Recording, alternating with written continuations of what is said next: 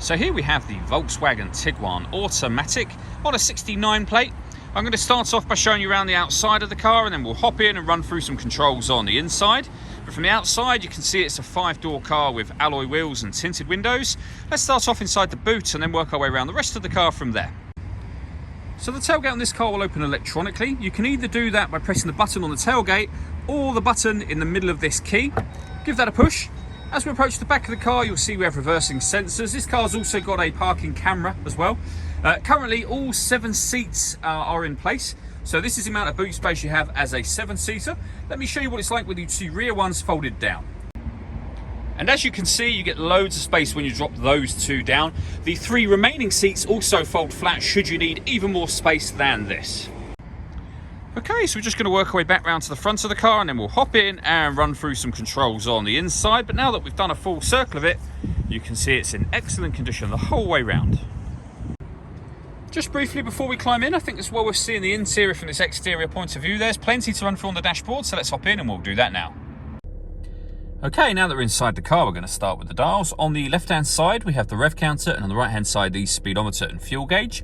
In the middle, you can see the total miles for this car. They are 6,990. Above that, we have a digital readout for the speedometer. You can change the information that's displayed there for various bits of trip computer and car information. There are other menus available as well, so assist systems, navigation, audio, your phone, vehicle status, and then back round to where we started. And the buttons that I was using to do that are over here, along with phone controls and stereo controls. Stereo controls continue on the left, along with cruise control. This car is able to, if you press that button in the middle there, is able to maintain its own distance between itself and the car in front, both speeding itself up and slowing itself down automatically once you've set cruise control. We've done a video showing how that works, which you can find on our website and also on our YouTube channel as well.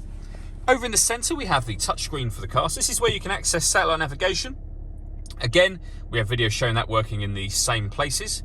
If I pop the car into reverse, first of all, you'll see the full color reversing camera with guidelines that show you what direction the car is headed in relation to the image being shown on the screen. When it comes to music in this car, we have the radio, and you'll see just here we have DAB, FM and AM radio. If you want to listen to your own music, you can do, and there's a number of ways of doing that, and you can see those on the screen now. And they include Bluetooth audio, so once you pair up your phone, not only can you make and receive phone calls, you'll also be able to stream your music wirelessly as well. Working our way down from there, we have dual zone climate control, so you can adjust the passenger temperature, and it will show just in this box, and the same with the driver temperature. You can increase and decrease fan speed and determine what direction you'd like the air to be distributed in once it enters the car. This button turns your air conditioning on and off again, or you can hit auto, and the car will now maintain the temperature you've asked for by taking full control of the fan speed for you. You can override that at any time you wish to. Underneath this section, we have 2 USB inputs and your auxiliary input for your music, as well as a 12-volt charging socket over here. The gear lever for the fully automatic gearbox. This button starts and stops the engine.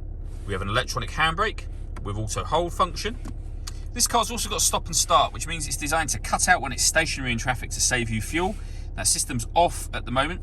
You can turn the parking sensors on and off from here as well. This button turns on the autonomous parking. So this car is able to park itself.